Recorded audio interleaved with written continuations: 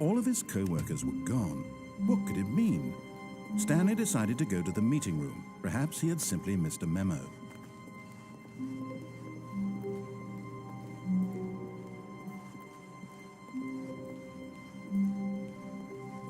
When Stanley came to a set of 2 open doors, he entered the door on his left.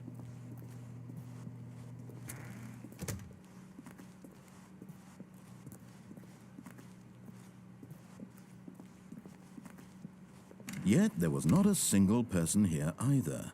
Feeling a wave of disbelief, Stanley decided to go up to his boss's office, hoping he might find an answer there.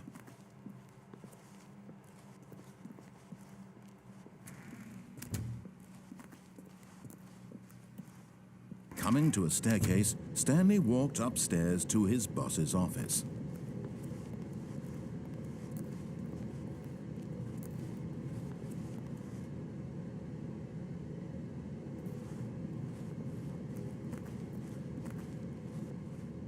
But Stanley just couldn't do it.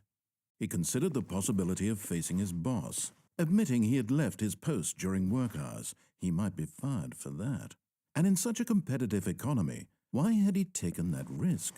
All because he believed everyone had vanished? His boss would think he was crazy. And then something occurred to Stanley.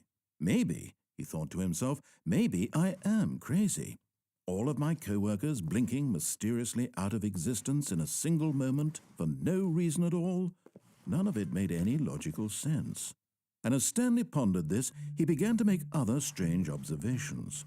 For example, why couldn't he see his feet when he looked down?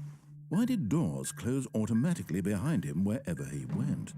And for that matter, these rooms were starting to look pretty familiar. Were they simply repeating? No, Stanley said to himself, this is all too strange. This can't be real. And at last, he came to the conclusion that had been on the tip of his tongue. He just hadn't found the words for it. "I'm dreaming!" he yelled. "This is all a dream." Oh, what a relief Stanley felt to have finally found an answer, an explanation. His co-workers weren't actually gone. He wasn't going to lose his job. He wasn't crazy after all. And he thought to himself, I suppose I'll wake up soon. I'll have to go back to my boring real-life job pushing buttons. I may as well enjoy this while I'm still lucid. So, he imagined himself flying and began to gently float above the ground. Then he imagined himself soaring through space on a magical starfield, and it too appeared. It was so much fun, and Stanley marveled that he had still not woken up. How was he remaining so lucid? And then perhaps the strangest question of them all entered Stanley's head. One he was amazed he hadn't asked himself sooner.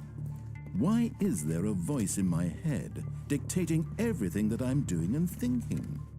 Now the voice was describing itself being considered by Stanley, who found it particularly strange.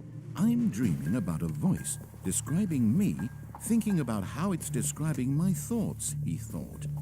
And while he thought it all very odd and wondered if this voice spoke to all people in their dreams, the truth was that, of course, this was not a dream. How could it be? Was Stanley simply deceiving himself, believing that if he's asleep, he doesn't have to take responsibility for himself? Stanley is as awake right now as he's ever been in his life. Now, hearing the voice speak these words was quite a shock to Stanley. After all, he knew for certain, beyond a doubt, that this was in fact a dream. Did the voice not see him float and make the magical stars just a moment ago? How else would the voice explain all that? This voice was a part of himself too. Surely, if he could just... He would prove it. He would prove that he was in control, that this was a dream. So he closed his eyes gently, and he invited himself to wake up. He felt the cool weight of the blanket on his skin, the press of the mattress on his back, the fresh air of a world outside this one. Let me wake up, he thought to himself. I'm through with this dream. I wish it to be over. Let me go back to my job. Let me continue pushing the buttons. Please, it's all I want. I want my apartment and my wife and my job. All I want is my life exactly the way it's always been. My life is normal. I am normal. Everything will be fine. I am okay.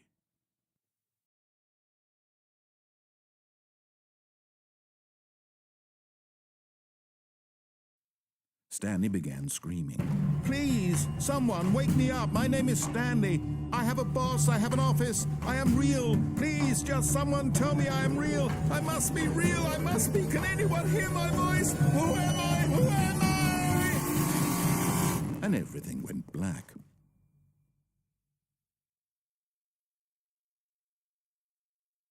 This is the story of a woman named Mariella. Mariella woke up on a day like any other. She arose, got dressed, gathered her belongings, and walked to her place of work. But on this particular day, her walk was interrupted by the body of a man who had stumbled through town talking and screaming to himself, and then collapsed dead on the sidewalk. And although she would soon turn to go call for an ambulance, for just a few brief moments, she considered the strange man. He was obviously crazy. This much she knew. Everyone knows what crazy people look like. And in that moment, she thought to herself how lucky she was to be normal. I am sane. I am in control of my mind. I know what is real and what isn't. It was comforting to think this, and in a certain way, seeing this man made her feel better. But then she remembered the meeting she had scheduled for that day. The very important people whose impressions of her would affect her career, and by extension, the rest of her life. She had no time for this, so it was only a moment that she stood there, staring down at the body. And then she turned and ran.